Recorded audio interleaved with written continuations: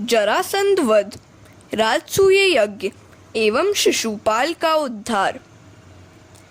एक बार नारद जी ने भगवान से विनती की कि जरासंध द्वारा बंदी बनाए गए राजाओं को मुक्त करें।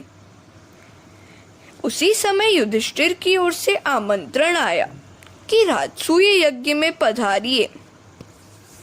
भगवान सोचने लगे कि पहले कौन सा काम किया जाए। नारद जी ने कहा कि वे प्रथम यज्ञ में ही जाएं। राजसूय यज्ञ के समय भीम ने दुर्योधन का अपमान किया कि अंधे का पुत्र अंधा ही होता है।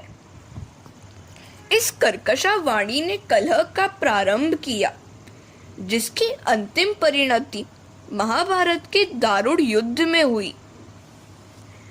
पांडवों ने वनवास का समय गुजरात में बिताया था।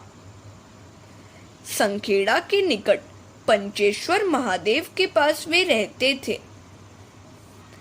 वर्तमान धौल का शहर ही प्राचीन विराट नगरी थी।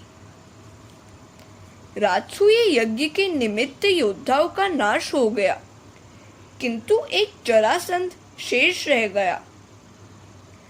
वह महान शिव भक्त था, सो उसे जीतना आसान नहीं था। तो भगवान ने युक्ति की। वे स्वयं अर्जुन और भीम के साथ ब्राह्मण का वेश धारण करके जरासंध के पास आए। जरासंध ब्राह्मणों को भोजन कराए बिना स्वयं भोजन नहीं करता था, सो उसने इन ब्राह्मणों से दान मांगने को कहा। श्री कृष्ण ने भीम को बताते हुए कहा कि मेरे शिष्य से द्वंद्व युद्ध करो। 27 दिन हो गए लड़ते लड़ते, किंतु जरासंध मरता ही नहीं था। भीम श्री कृष्ण से कहने लगा, आप दोनों तो खा पी कर मौज मना रहे हैं और इधर लड़ते लड़ते मेरा शरीर चूर हो रहा है। श्री कृष्ण कहने लगे, जरासंध मर नहीं पाता है, क्योंकि लड़ते समय तू मेरी ओर दृष्टि ही नहीं करता है। लड़ते समय मेरी ओर देखना। मैं जो युक्ति बताऊंगा वैसा करने से वह मर जाएगा। अर्जुन जीवात्मा है, भीम प्राण है और श्री कृष्ण परमात्मा है। वृद्धावस्था में प्राण व्याकुल हो जाता है। जरावस्था में प्राण यदि श्री कृष्ण की ओर दृष्टि करे तो वह भी भीम की भांति जरा रूपी जरासंध को मार सकता है। प्राण यदि परमात्मा के सम्मुख हो पाए, प्रतिश्वास उन्हीं का स्मरण करे, तो जरासंध मर सकता है। जन्म मृत्यु की पीड़ा ही जरासंध है। जरासंध का वध करा के प्रभु ने सभी राजाओं को बंधन मुक्त किया। हरे कृष्णा। राजसूय यज्ञ के आरंभ में श्री कृष्ण की पूजा सर्वप्रथम की गई तो शिशुपाल ईर्ष्या से जल उठा। वह श्री कृष्ण के लिए अपशब्द बोलने लगा, तो भगवान ने सुदर्शन चक्र से उसका मस्तक छेदन करके उसका उद्धार किया। सभी को आनंद हुआ, किंतु दुर्योधन अकड़ गया।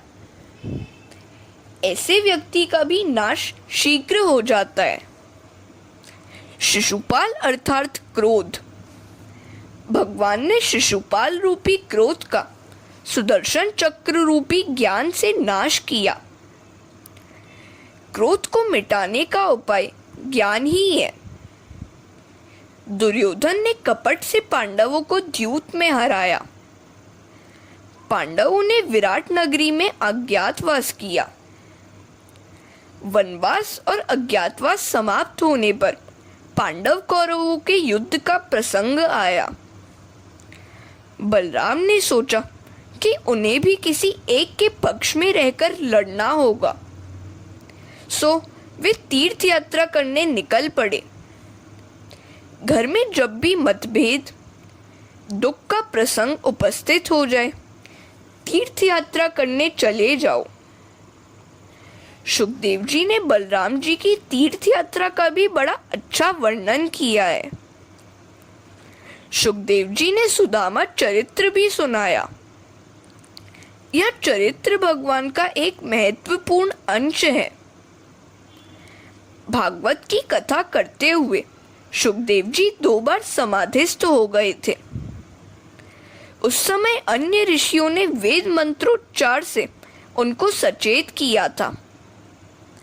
सुखदेव जी की समाधि के वे 2 प्रसंग इस प्रकार थे। पहला, श्री कृष्ण ने गोपालक, गाय, बछड़ों आदि का रूप लेकर ब्रह्मा को अपनी माया का दर्शन कराया था, उस प्रसंग के वर्णन के समय।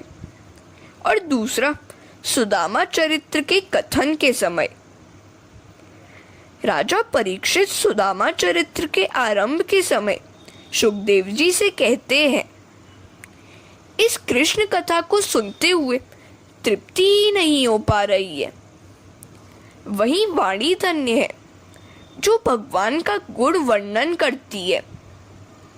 वही हाथ सच्चा हाथ है जो भगवान की सेवा करता है। वही मन सच्चा मन है जो स्थावर जंगम सभी में व्याप्त प्रभु का स्मरण करता है। वही कान सच्चे कान है जो भगवान की पवित्र कथा का श्रवण करते हैं। हरे कृष्णा।